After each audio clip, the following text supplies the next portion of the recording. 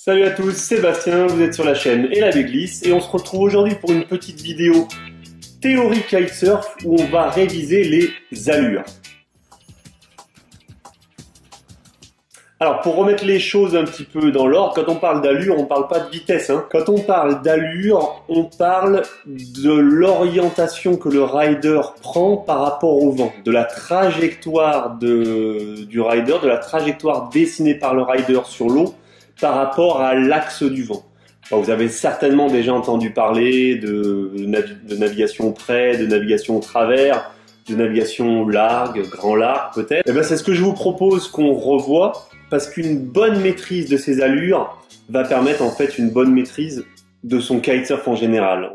Allez, du coup on se retrouve devant le tableau blanc pour pouvoir identifier ces différentes allures. Je vous ai tracé, d'ailleurs le tableau est plus très blanc. Je vous ai tracé un petit cercle ici, notre flèche rouge qui représente le vent, d'accord? Le vent arrive de là en haut et descend vers nous. Si on se positionne, donc voilà mon petit surf, un petit MeToo 2017. Si on se positionne, on va sur la gauche ou sur la droite. Si on se positionne exactement dans la perpendiculaire du vent, la planche perpendiculaire au vent, on est sur une allure qu'on appelle l'allure au travers. On est travers au vent, à la perpendiculaire au vent. Quels sont les avantages de cette allure? Déjà, une maniabilité accrue de l'aile.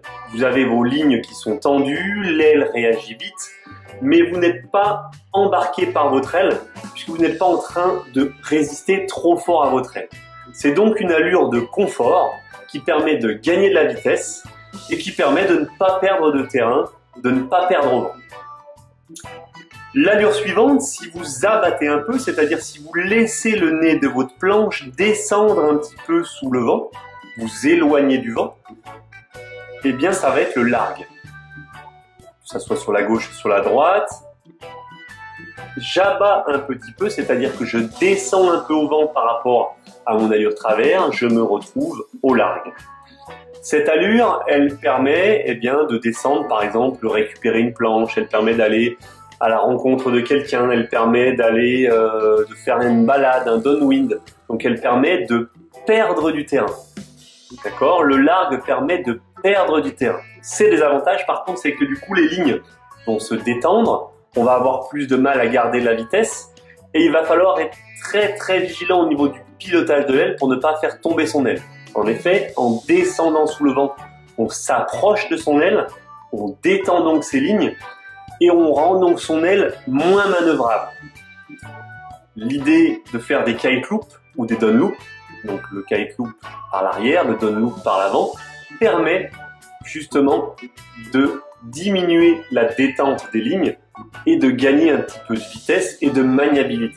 Donc quand vous êtes au large, n'hésitez pas à faire des kite loops et des down loops. Ce sera encore plus vrai si vous êtes comme ceci, où là on est sur du grand largue, voire on n'est pas loin d'être à la vente arrière. Vente arrière, vous êtes la planche complètement dans l'axe du vent.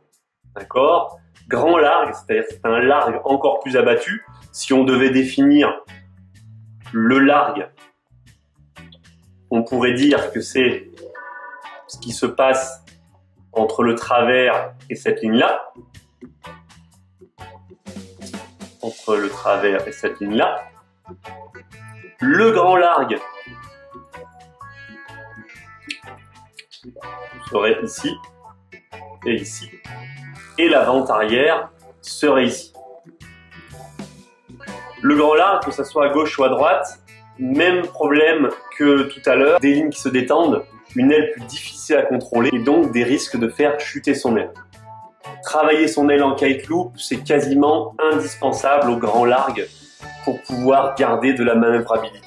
Du coup, si on remonte sur notre position travers, et bien sur le haut de la fenêtre en direction du vent, si on essaye cette fois-ci de donner de l'angle en direction du vent, donc si on pointe sa jambe avant, la pointe de sa planche en direction du vent, on va rentrer dans une allure de près, de remonter au vent. Donc le près ou remonter au vent, comme le nom l'indique, c'est ce qui va nous permettre de gagner du terrain en kitesurf. D'accord? donc aussi bien à gauche qu'à droite. À partir du moment où j'essaye d'aller vers le vent, je vais être au prêt et je vais remonter au vent. Les avantages du prêt, c'est qu'il permet de remonter au vent, de gagner du terrain.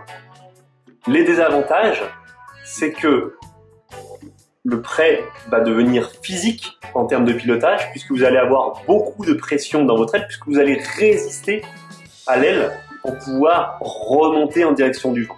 Vous avez donc plus de tension, une aile plus physique à tenir, et vous perdez forcément de la vitesse, puisque vous essayez d'aller vers le vent, donc votre vitesse diminue. Voilà les glissous, et bien écoutez, je vous dis à très bientôt. Life is a beach, profitez-en. Bon vent, bonne glisse. Ciao.